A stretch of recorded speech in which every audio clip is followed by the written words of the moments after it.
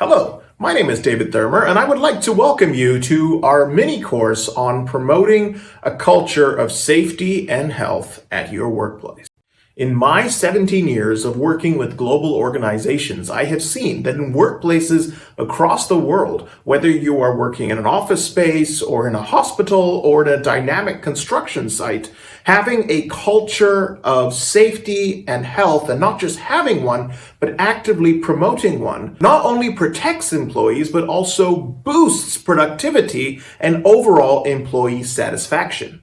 This course on promoting a culture of health and safety is designed to help you to understand the principles and to master the best practices that will allow you to embed